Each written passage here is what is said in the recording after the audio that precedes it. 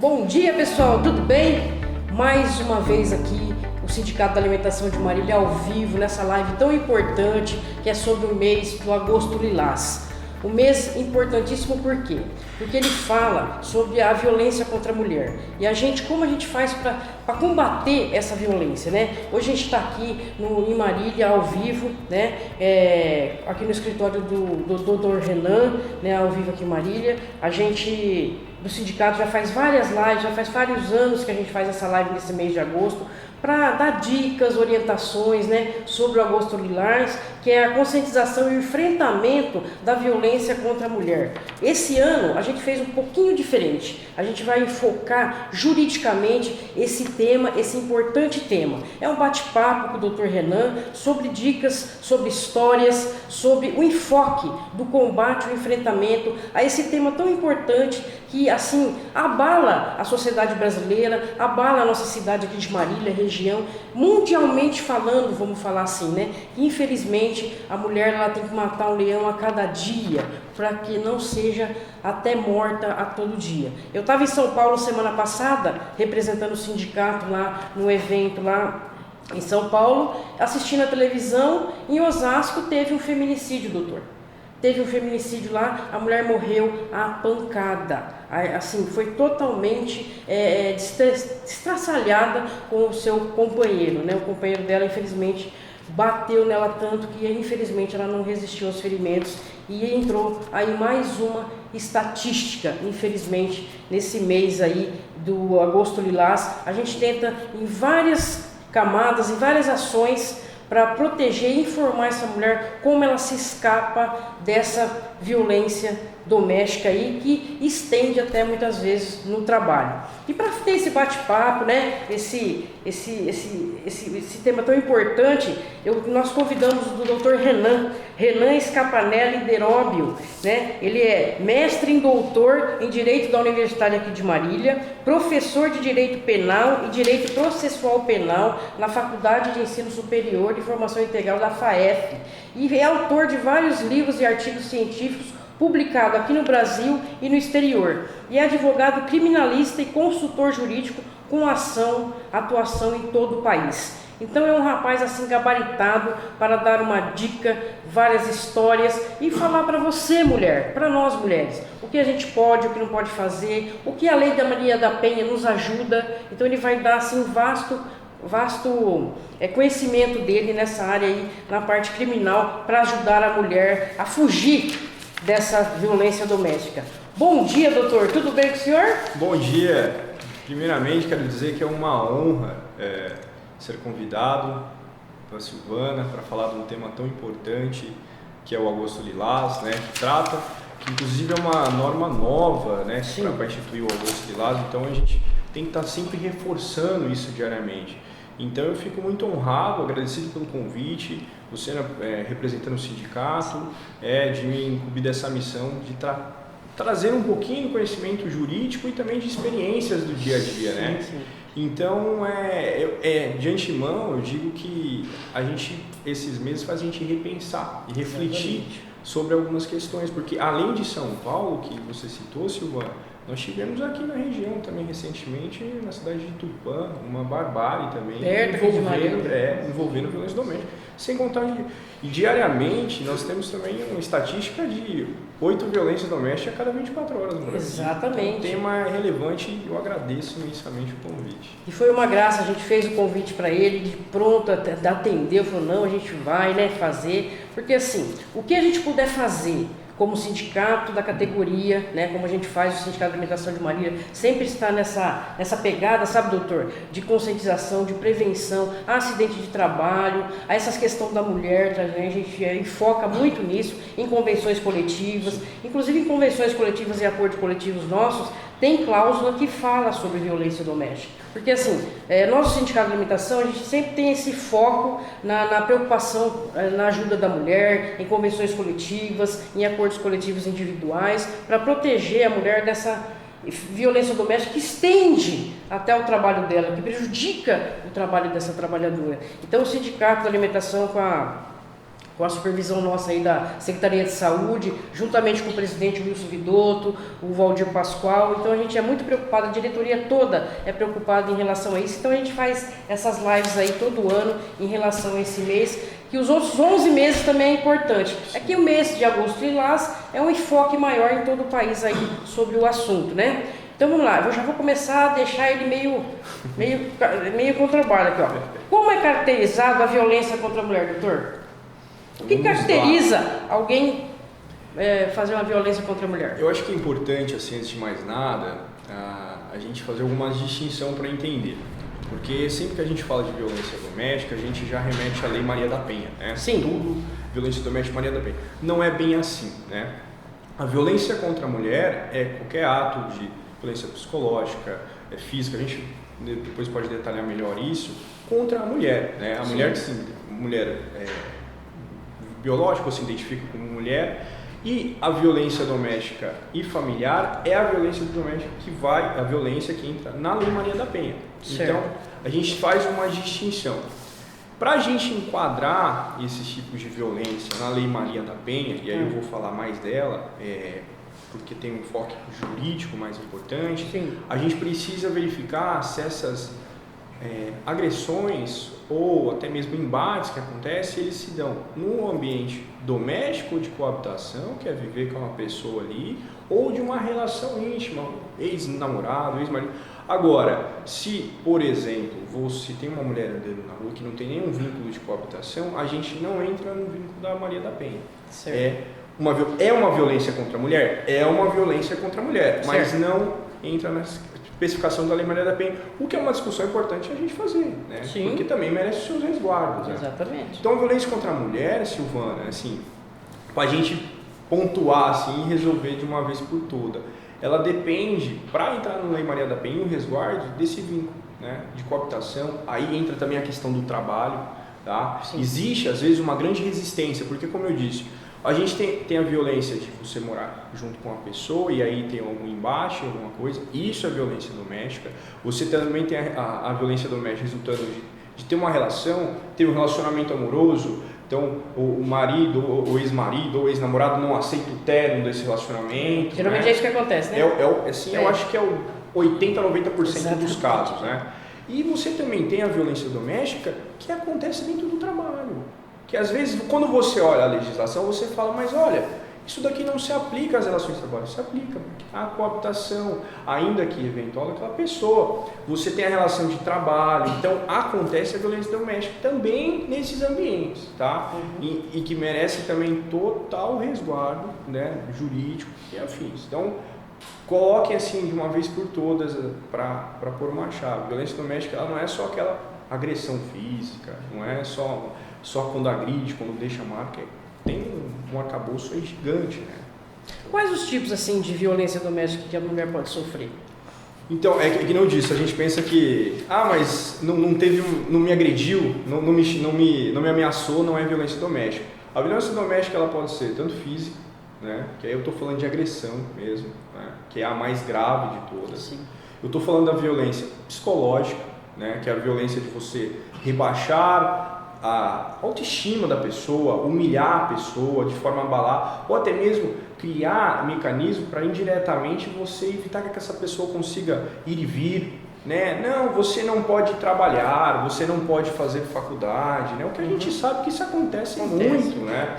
Você não pode, você tem que ficar em casa para cuidar da casa em vez de trabalhar, isso é demais, isso às vezes a gente tem na realidade que a gente se depara, a gente fala, mas eu não vejo isso, mas acontece, isso não pode ser escondido, tem que ser inteirado. E além disso, a gente tem a violência patrimonial, que é a violência que ela diz respeito a até reter o dinheiro da pessoa. Então quebra eu acho que o que a gente mais vê de exemplo de violência patrimonial é o celular, ciúmes, pega o celular, quebra o celular. Isso é uma espécie de violência. Joga na parede, quebra objetos às vezes relacionados ao trabalho daquela mulher. Então, caso assim é que a gente vê direto. Então a mulher tem um salão de beleza e aí ela está exercendo o trabalho dela como uma forma de de evitar a autonomia dela, vai lá, quebra os utensílios, também é uma forma de violência, não só psicológica, mas também patrimonial. Sim. E por fim a moral, né? Que a gente fala de uma injúria, você xingar a pessoa, você rebaixar ela, né? E isso implica assim, a gente pensa que só a física é a grave, mas não, essa mata a gente aos poucos, né? E tem que ser também reprimido. A Lei Maria da Penha elenca exatamente, discriminadamente, quais são as formas de violência que devem ser combatidas. E quando acontece, doutor, essa violência contra essa mulher, ela, no caso, vem tudo esse combo, né? O cara, por exemplo, pode ter batido nela, mas ela pode estar sofrendo as demais que o senhor acabou de dizer na mesma. E tem também a violência digital também agora, né, doutor? Porque pode mostrar na mídia, fazer... Né? É que assim, o que a gente se depara, Silvana, é uma progressão, né? Começa a violência psicológica, né? E às vezes a própria mulher não compreende aquilo como uma violência, né? Ela entende que aquilo é normal às vezes no relacionamento, e o que é importante destacar, né? Tem que saber distinguir, e aí depois vai avançando para uma violência patrimonial, né? Que aí acaba retirando a autonomia da mulher, né? Para cada vez mais ficar refém do agressor, até chegar às vias de uma agressão, e se não, um feminicídio, que é mais grave ainda. E aí essas formas de violência psicológica, hoje com o meio digital, não é mais aquela violência psicológica de ir lá no serviço, agora é um contato, é ligar onde você está, o que você está fazendo, Me mostra onde você tá. Perseguir por meio de redes sociais, né? Até criação de perfis fakes para saber o que a pessoa está fazendo, e a pessoa que você deixou de se relacionar, né? Uma ex-namorada, às vezes perseguindo, né? Então, os meios digitais, eles, como a gente sabe, é utilizado para o bom, mas também para o mal. Tudo na vida, né? Infelizmente, né? Infelizmente. No trabalho, doutor, por exemplo, se a pessoa está sofrendo uma violência doméstica em casa, psicológica, tudo isso que o senhor acabou de dizer, e ela está trabalhando. Certo. O que a empresa, o que o RH na empresa, o chefe dessa pessoa pode estar fazendo para identificar que ela não está legal? O que a empresa pode fazer para ajudar essa trabalhadora em relação da violência doméstica, da casa dela, que está transferindo para o trabalho dela, assim, a eficiência, o psicológico dela no trabalho não está legal. O que a empresa pode fazer para ajudar essa pessoa? Eu acho que assim, o mais importante, antes de tomar uma conduta concreta da empresa, é a conscientização. Isso dentro da empresa. Eu acho, por exemplo, que nós estamos fazendo aqui para debater isso é importante. Para saber e distinguir o que é violência e o que não é. Isso tanto para quem é o trabalhador quanto para o empregador. Para também conseguir identificar o que aquela pessoa está fazendo.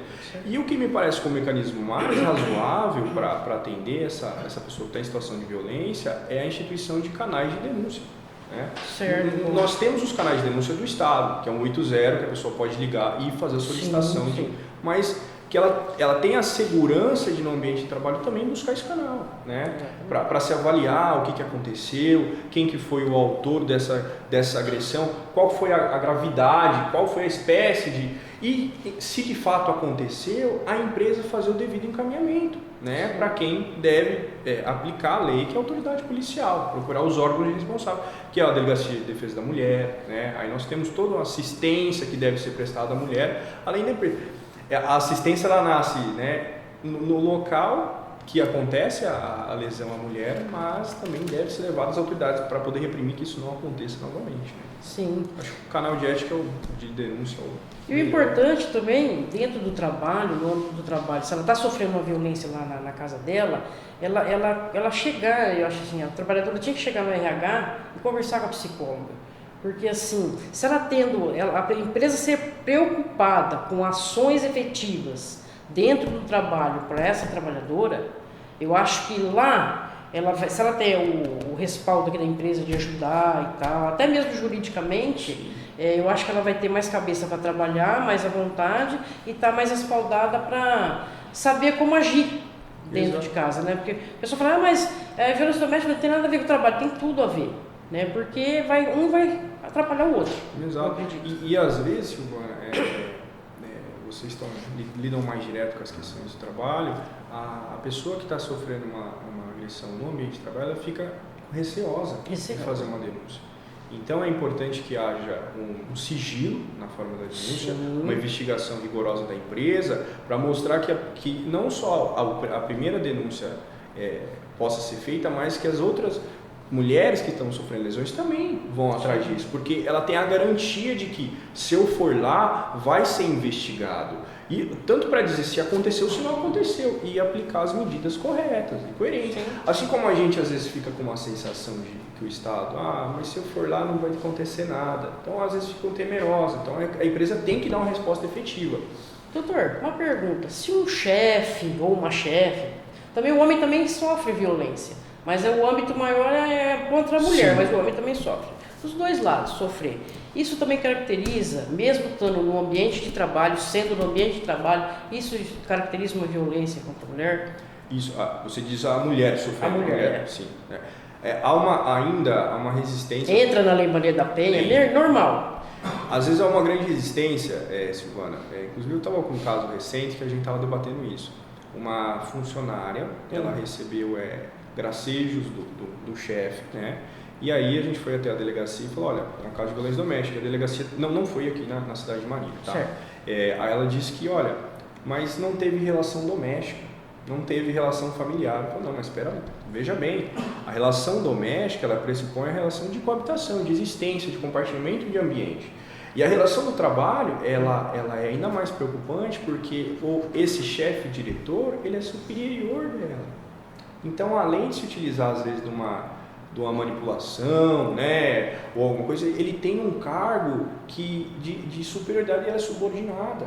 E esse laço de subordinação é às vezes utilizado contra a vítima. Então é sim violência doméstica. Merece os mesmos resguardos da Lei Maria da Penha. Tá? Olha que importante que o doutor está falando. Então a relação do trabalho também, gente, se você souber de alguma coisa, se você tiver lá, agora a CIPA tem essa questão do 0800 também, que eles têm que fazer o canal de denúncia, né, doutor? Agora a legislação da CIPA mudou, que justamente que é para proteger, não só para a mulher, o homem também, mas o enfoque maior às vezes é a mulher mesmo, né? Desse 0800 ser idôneo, né, para investigar essa situação de violência dentro do trabalho, né? Tanto sexual como moral, enfim, todo esse sistema aí. Só que assim, tem que ter a denúncia. Exato. Né? Então assim, vocês aí que estão aí, inclusive a gente conversando aqui, batendo esse papinho, se vocês tiverem alguma dúvida, alguma pergunta, a gente pode parar a qualquer momento e tirar a dúvida de vocês aí. Tem alguma aí, Elton? Já tem já, olha lá que beleza, vamos lá. Sim, Silvana, só destacando aqui, entre as diversas participações nossas, né, agradecer ao pessoal que entra aí, que participa, Claro, não só com a audiência, muito obrigado. mas também com questões levantando aqui no bate-papo. Destacar a presença da Amália Antunes, do clã do Uruguai. Amália, bom dia Amália, obrigada pela presença, minha querida. Presente com a gente. As meninas também da Fameleiro, da SCR de Quintana, Fabíola e Ana Legal, Paula. obrigada pela presença, meninas, muito obrigada. A dona Neuza também parabenizando. Dona Neuza, ela é vice-presidente da FETIASP, da Federação da Alimentação do Estado de São Paulo. Obrigada, Neuza. Eu sou ZDA, falando bom dia, assunto super necessário. Bom dia. Obrigada aí, ZDA. E a Amália, lá do Uruguai, colocou destacando aqui, lembrando, abre aspas, lembrando que a Convenção 190 da OIT Isso. abrange a violência doméstica como uma questão a se considerar no âmbito do trabalho, fecha aspas. Exatamente, é o que o senhor está falando, né? Exatamente. Então, assim, gente, obrigada. Eu acho assim, a participação de vocês é muito importante porque é relevante um assunto, porque é uma coisa mundial, é uma situação até, vamos dizer, de saúde pública, mundialmente falando, porque, infelizmente, a violência parece que aumenta cada vez mais. Então a gente tem que fazer, nós que somos prevencionistas, que somos pessoas que têm opinião, formadores de opinião, tem que fazer ações para brecar essa situação de violência no nosso país, no mundo inteiro aí. Doutor, o que é a famosa lei do crime do feminicídio? Então, o feminicídio, né, aí a gente tem que fazer também uma distinção para conseguir entender. Não é simplesmente ceifar a vida de uma mulher, né? Isso a gente chama de femicídio, não é? O feminicídio é você ceifar a vida de uma mulher em razão da condição de ser mulher, né? Ou na violência doméstica familiar. Então, tudo isso que a gente vem falando até agora, aplica-se à questão do homicídio também, tá? Então, se nós temos uma relação de trabalho, se a gente tem uma relação de coabitação, uma relação familiar e há uma situação da vida nesse ambiente, é considerado como também violência doméstica. E tem todas as implicâncias, porque assim, quando a gente fala Lei Maria da Penha, às vezes a gente fica falando assim, é bonito, né? Tá lá no papel, tá na lei, mas o que isso implica na prática, por se enquadrar na Lei Maria da Penha? Isso mesmo. Implica-se em várias situações. O agressor ele vai perder uma série de benefícios que ele teria se não tivesse na Lei Maria da Penha. Então, por exemplo, vamos imaginar, saindo um pouquinho do feminicídio, vamos voltar a resgatar um pouco os outros delitos que a gente está falando. Uma lesão corporal.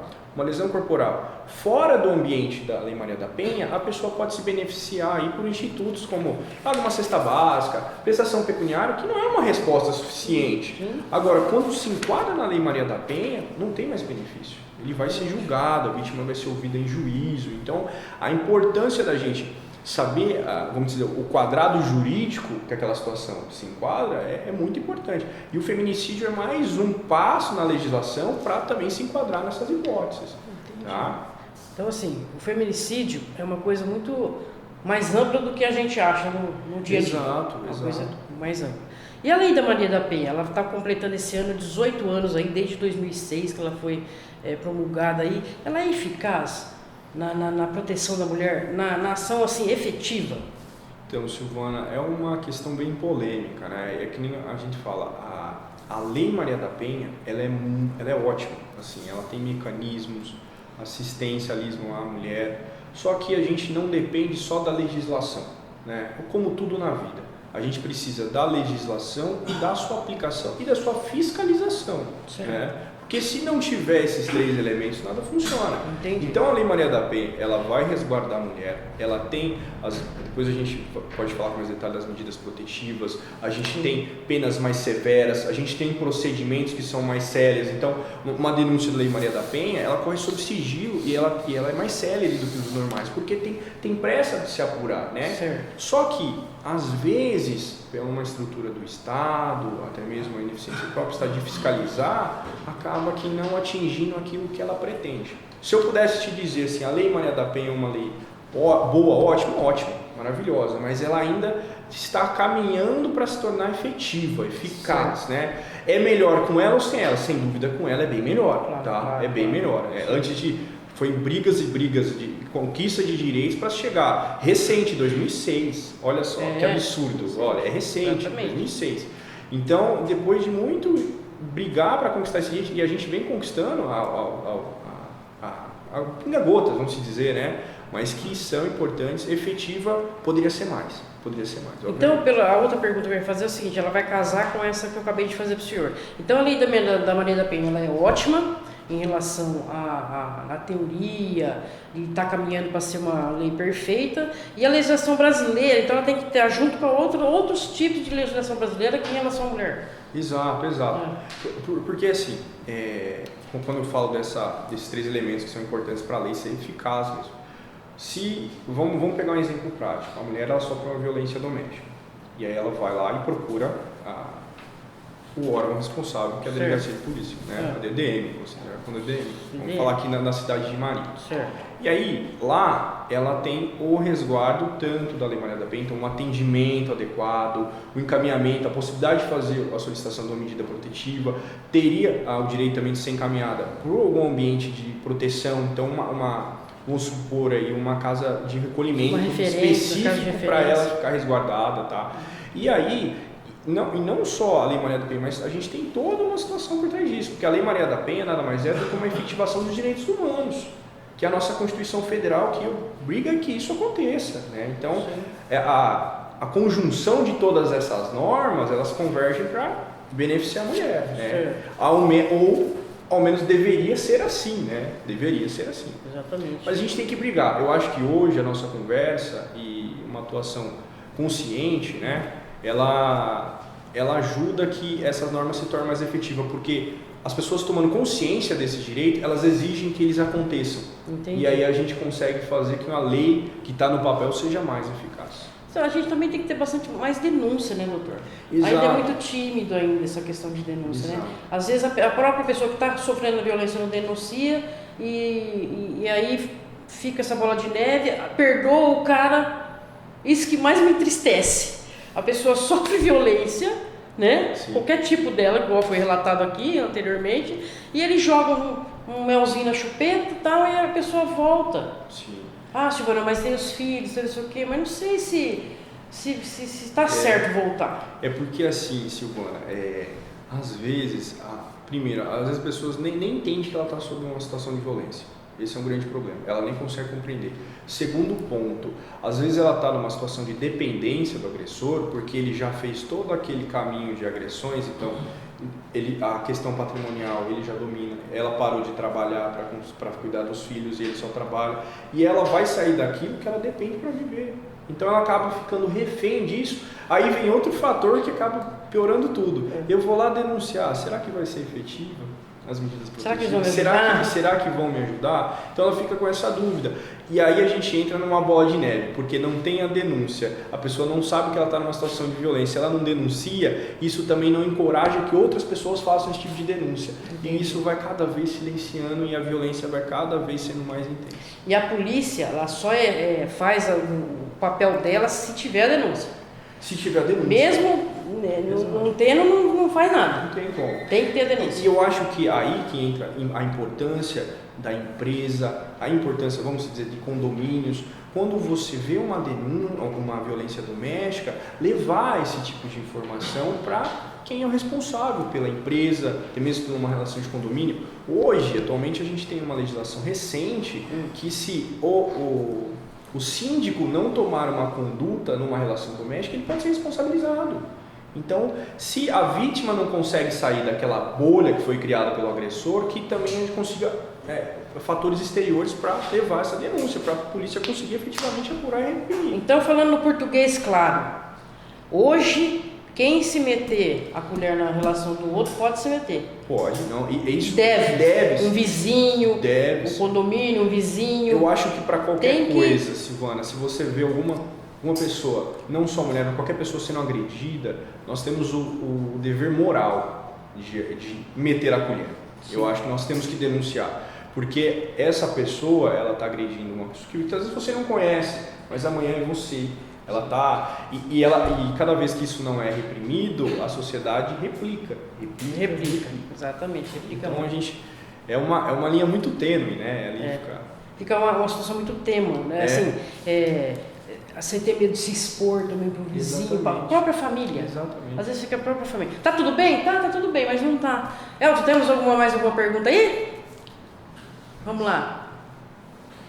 Ó, nós temos aqui pessoal participando, isso eu gosto. Vamos lá. A participação da nossa diretora Josiane Valdes. Josiane, bom dia, Jo. Diretora nossa lá da Dori. Sim. Ela destaca: as empresas deviam ter esse assunto como principal dentro das empresas, para todos os envolvidos, pena que não seja assim, fecha aspas. Sim. E temos aqui também um comentário da Rose Castro, lá do CITAC Campinas. Obrigado pela presença, Rose, beijo. Ela destaca aqui, abre aspas, aproveitar as CIPAT e pôr o tema pelo menos uma vez por ano, fecha aspas.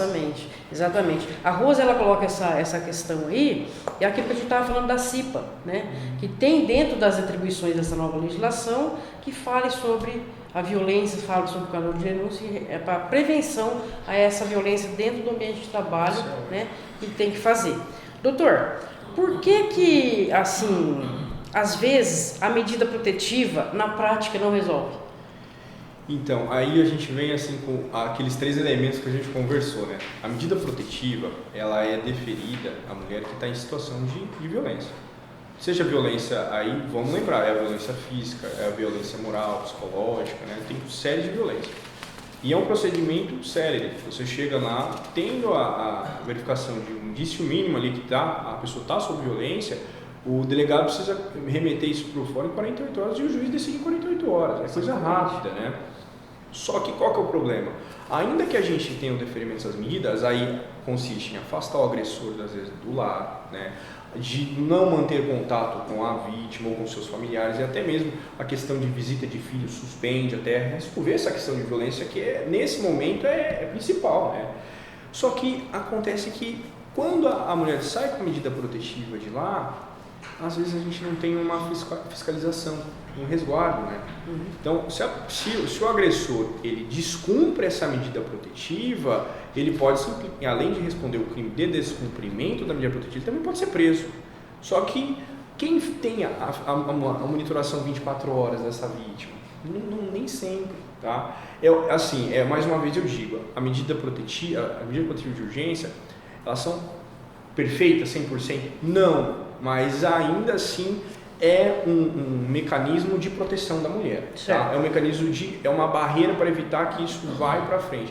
Mas doutor, eu já vi casos de mulheres com medida protetiva que foi morta, foi lesada, que a gente vê inúmeros casos. Inclusive esse exemplo que eu dei de Tupã, que foi recente, ela tinha uma medida protetiva, né? Só que muitas vezes não tem essa fiscalização. Então o Estado e a gente como cidadão, como sujeito de direitos, e o Estado como sujeito de dever, a gente tem que ir atrás do Estado e pedir por isso. E não só os trabalhadores, mas as empresas exigir que isso seja efetivo, porque, mais uma vez, volta naquilo que você disse, uma pessoa que está suscetível à violência doméstica, ela não vai conseguir ter vai estar feliz, não vai estar produtiva, não vai conseguir trabalhar, não vai conseguir fazer nada, né? Então a gente também precisa fazer esse tipo de cobrança do Estado. Exatamente. Então assim, por que ainda, né, estamos no século XXI, a tecnologia bombando, né, tudo, e a mulher ainda assim tem medo de fazer a denúncia, reluta em denunciar o agressor?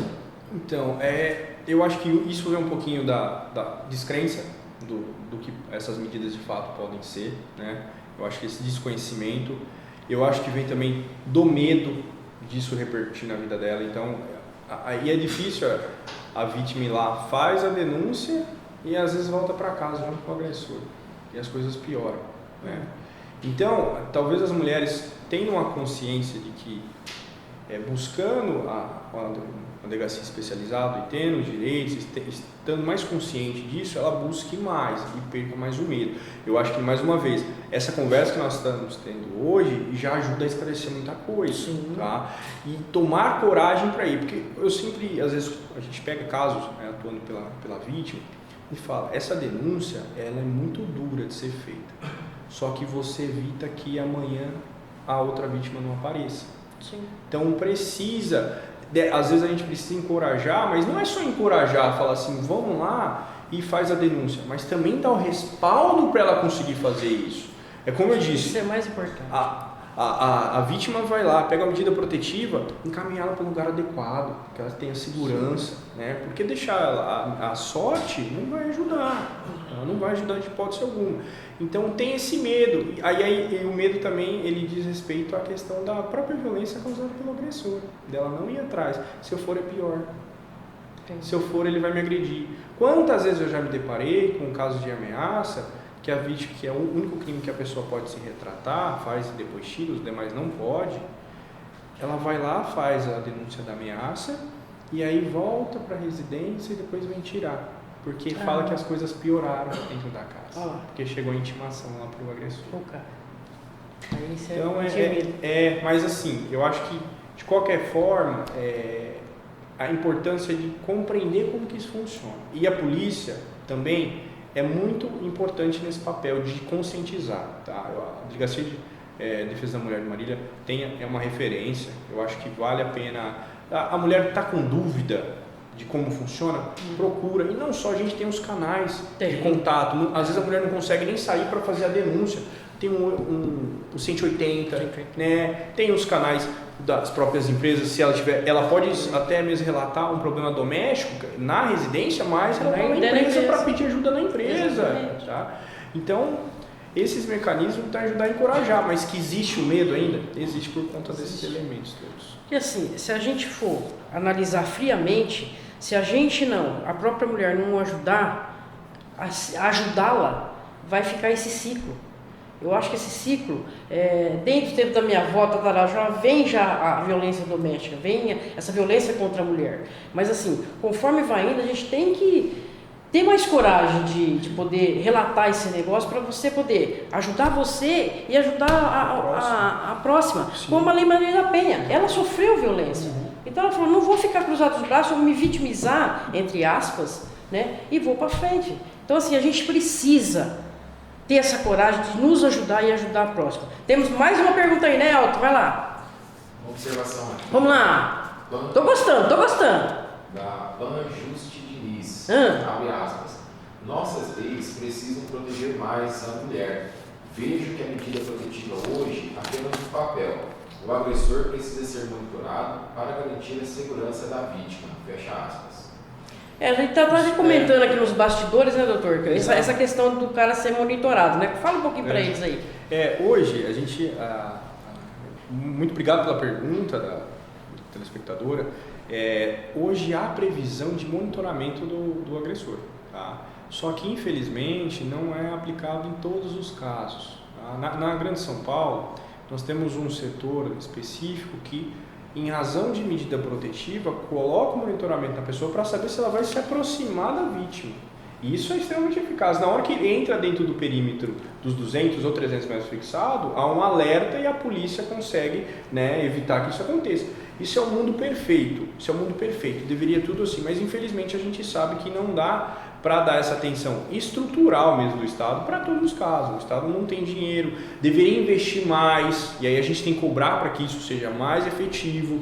Só que, por outro lado, a gente fala da medida protetiva e talvez tenha medo de procurar não ser eficaz. Se você não tiver com a medida protetiva e o agressor se aproximar de você, você não pode fazer nada para afastar ele naquele momento. Se você tem uma medida protetiva, ele descumprindo é prisão.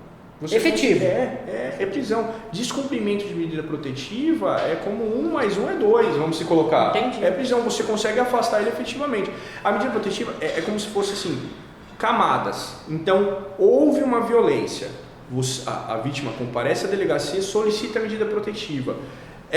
Ele vai ser intimado para que não compareça, para que não se aproxime, para que não entre em contato. Descumprindo qualquer dessas medidas, possível determinar a decretação da prisão preventiva dele. Olha, gente, que importante essa informação. Então é importante ter a medida protetiva em mãos. Ainda que não seja o melhor do mundo, é uma ferramenta que está disponível. É o que a gente tem aí de melhor. De melhor para poder minimizar ou até te salvar, vamos dizer assim. Porque né? salva mesmo. Às vezes falha, mas na maioria das vezes ajuda. A gente espalha muito, a notícia ruim corre rápido. E eu acho que essas notícias elas devem ser utilizadas para a gente cobrar mais das autoridades.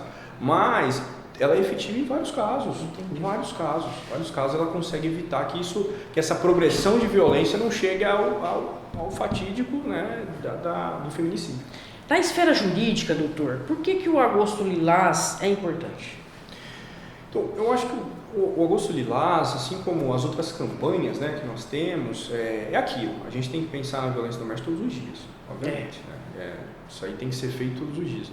Mas o Agosto Lilás ele é um momento de reflexão, é um momento de debate, de reafirmar as políticas dentro da empresa, que isso é importante, e não só o terceiro setor da sociedade, conversar, né? Converse com os filhos, né? Eu acho que isso é importante, a gente não pode esquecer que a família é o primeiro contato com essa pessoa, tá? Explicar o que é isso, né? Exatamente. Os órgãos também, o poder público, o município, fazer campanhas de conscientização, porque é reflexão, eu acho que é hora para pensar e falar assim, nós estamos conseguindo atender, a gente está conseguindo reprimir a violência doméstica? Não, sim, se não, por quê? Quais são os mecanismos? Então, o que podemos fazer, né? Profunda, exatamente. Porque é uma discussão tão ampla, é tão delicada, tão ampla e tão necessária nos dias de hoje, tanto no nível Brasil, nível mundo, né? O que a gente puder fazer dentro do nosso mundinho, eu acho, né, doutor?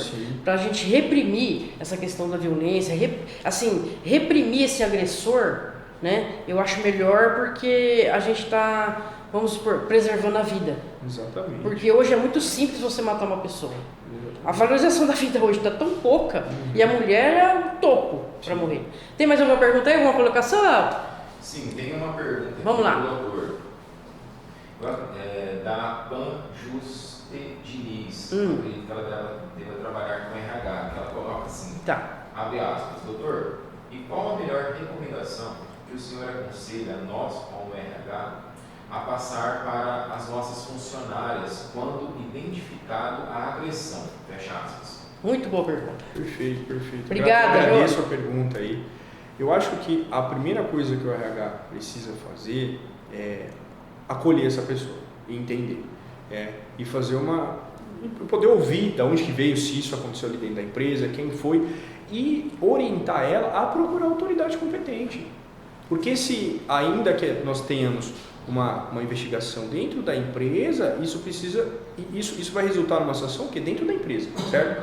Vai saber se a pessoa fez alguma coisa errada, aí cada regimento em cada empresa cada caso é um caso, né? Mas isso precisa ir para a esfera pública, isso precisa ser direcionado para a Delegacia de Defesa da Mulher. Então o RH, sabendo, constatando que não precisa ter a certeza que não há uma violência, mas assim, um indício que talvez tenha acontecido, oriente a vítima a ir até a Delegacia de Defesa da Mulher. E lá ela vai conseguir ter os resguardos tanto da Lei Maria da Penha, medida protetiva, entre outros, e responsabilizar quem fez aquilo, que é o mais importante, né? Então, esse eu acho que é a primeira medida, e acolher no ambiente de trabalho, e também ter o acolhimento da autoridade policial nesse sentido, que a gente consegue ir mitigando, né, todas essas coisas. E assim, a empresa também, né, aproveitando a pergunta dela, dá esse respaldo psicológico também, né, doutor? Porque o que o senhor falou assim, direcionar ela na autoridade competente, tudo, e a própria empresa, como a RH, geralmente tem um psicólogo, um assistente social. Sim. Empresas grandes, multinacionais, tem até assistente social além do psicólogo. Dá essa assistência para essa trabalhadora, né? Você está precisando de ajuda? Qual que é o encaminhamento? Acompanhar ela, a autoridade policial, até mesmo para ela se sentir segura que a empresa está junto com ela, está acompanhando ela. Então, depois da agressão também que houve, saber se a pessoa está bem, se ela precisa de um respaldo. Não só a ajuda do Estado, mas desse empregador, né? E a gente tem também, em casos mais graves, a possibilidade de afastamento daquela pessoa de violência doméstica. Então, a Lei Maria da Penha, assim, se determinado pelo juiz, oferece até um afastamento de 6 meses para a pessoa que está em situação de violência doméstica. Porque essa pessoa precisa, às vezes, desse afastamento para se recuperar, para voltar com a saúde mental, e conseguir aí trabalhar, prover sua família e afins, né? Falando em saúde mental, já que o senhor tocou nesse tema aí tão delicado, vou colocar o senhor no fogo. Vamos lá. Doutor, por exemplo, eu estou com medida protetiva, eu estou com meu psicológico totalmente abalado pela minha agressão, eu não estou vendo saída para minha vida, independente de ter filho, enfim. Eu vou lá e cometo suicídio por causa dessa situação que eu estou em violência doméstica. Esse agressor, indiretamente, é culpado por esse a gente entra numa esfera um pouco mais difícil, assim, porque para que não tem correlação por a mulher está com o psicológico totalmente abalado por causa dessa violência doméstica? Não, assim, concordo plenamente que ele deveria ser responsabilizado, eu acredito. Só que para você responsabilizar alguém por um suicídio, ele teria que de alguma forma ter induzido ela a fazer isso, para responsabilizar essa pessoa. Então, por exemplo, além dessa violência doméstica que é feita, tudo isso que a gente conversou, para ele ser responsabilizado criminalmente, ele teria que induzir ela a fazer aquele tipo. Porque você não tira a sua vida ou algo nesse sentido. Entendi. Aí ele poderia ser responsabilizado. Caso contrário, a gente teria que buscar delitos anteriores. Vamos entender. Ele não seria responsabilizado diretamente pelo suicídio dela, mas por uma lesão, um dano psicológico anteriormente, até mesmo por uma questão relacionada a patrimonial, né? Isso sim, mas o suicídio em específico, infelizmente, a gente não consegue fazer uma ligação jurídica, não tem um respaldo jurídico direto, tá? Entendi. Doutor, então assim, trocando minutos pra gente chegar finalmente aí, como pode ser melhoradas as condições de prevenção contra a violência contra a mulher? No nosso país ou no mundo que a gente está inserido? Eu acho que é um trabalho de formiguinha, né? Nós temos várias frentes que devem trabalhar. Não é só ter uma lei, né? Olha, foi instituída uma lei, ela precisa ser aplicada, ela precisa ser entendida, né? As autoridades policiais também precisam entender, as empresas também precisam entender, as vítimas precisam entender que elas estão sob violência. E para que essa lei, né, fosse melhorada, a gente conversando aqui e falando do parâmetro, eu achei interessante a ideia da responsabilização do síndico no condomínio, se ele não denunciar, talvez a gente pensar numa formulação legal para levar isso para as empresas. Porque se diante de uma situação de violência doméstica, obrigar o responsável direto para levar essa denúncia também. Porque a gente acaba forçando de uma forma legal para que tome conhecimento daquilo, que as autoridades possam apurar.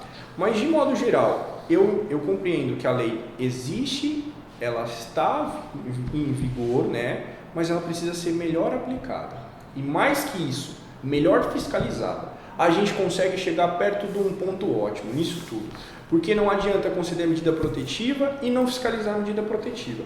Não adianta colocar na lei que quando a mulher chegar na delegacia, ela pode se deslocar a um ambiente seguro, longe do agressor, e não ter esse ambiente seguro longe do agressor. Não adianta também a mulher chegar na delegacia com uma denúncia e ser tomado como descrédito. Eu faço até um relato, eu estava conversando sobre um assunto, e essa cabeça precisa mudar, de uma pessoa que foi violência, foi um assédio sexual, ela foi na delegacia, se deparou com uma escrivã, não lembro na época, e que disse a ela, olha, você tem que se acostumar com isso, você é muito bonita. Meu Deus! Então, essa mentalidade é uma coisa assim absurda, sabe? É uma coisa absurda. Essa mentalidade tem que mudar.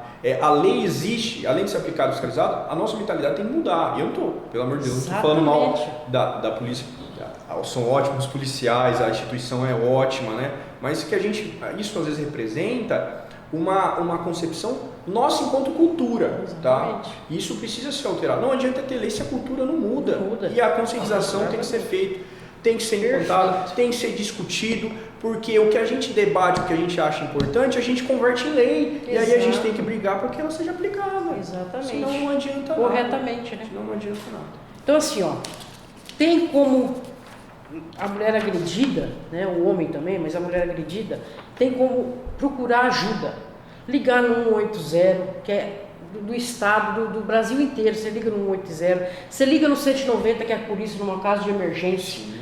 Num caso de extrema emergência, tem aí o centro de referência da mulher, aqui em Marília tem, na sua cidade tenho certeza que tem o centro de referência de vítimas de violência contra a mulher, sempre tem uma casa de apoio para ajudar, tem o sindicato da categoria sua, que lá tem pessoas responsáveis que possam te ajudar também, te direcionar aonde você procurar, onde procurar, o que procurar, como fazer, e principalmente dentro da sua empresa, trabalhadora que você está aí dentro da empresa, procure seu RH, procure o canal de denúncia. O que não pode é você continuar sofrendo violência doméstica ou violência do trabalho. Nós somos mais, nós queremos ser empoderada, queremos ser respeitada. Inclusive, esse respeito é o símbolo do agosto lilás.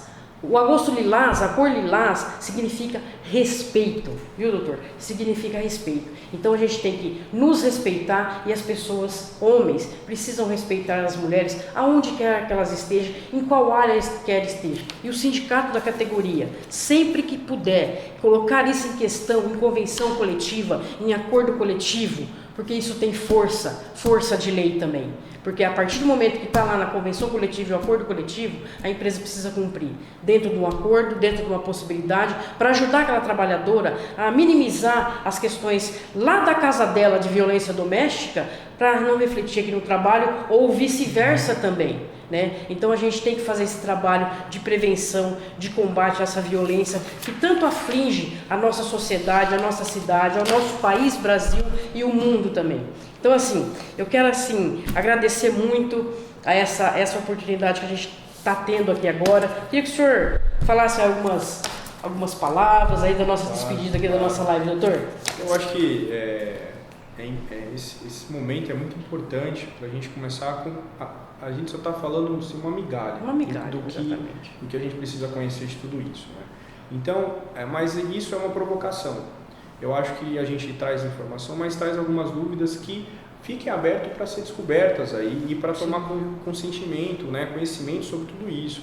Então, hoje, as violências que acontecem na relação do trabalho são inúmeras, só que a gente às vezes não tem conhecimento disso. porque é uma relação de trabalho. Aí quando a gente falou do medo da vítima denunciar, a vítima tem medo de denunciar porque não é só a questão do agressor na casa, mas é a perda do emprego. Exatamente. Porque o agressor no ambiente de trabalho, ele não se utiliza da força, ele se utiliza da subordinação. Né? Então você é subordinada, né? Então você faz isso porque senão te manda embora. E aquela vítima, ela precisa do trabalho. Ela precisa do trabalho para sustentar os filhos, ela precisa do trabalho para viver, né? Então ele se aproveita. Então é muito importante que nós tenhamos essa consciência, né? E foi muito bom conversar com vocês. Mais uma vez, eu fico muito honrado, agradeço as perguntas, gostaria de ficar aqui, a gente ficaria até amanhã aqui eu já tenho um monte de perguntas aqui, mas o tempo é curto. Mas é uma honra e é uma grande responsabilidade estar aqui, tá? Falando sobre isso.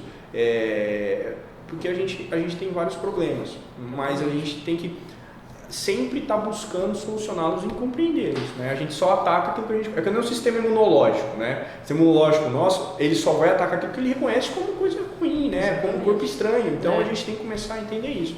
Então eu agradeço imensamente ao sindicato pelo convite, a quem está assistindo o nosso bate-papo, aqui a nossa live, e deixar um alerta, né? Buscar esses mecanismos, buscar esses canais. A gente tem até aplicativos hoje. Sim. Tem aqueles símbolos de violência doméstica, né?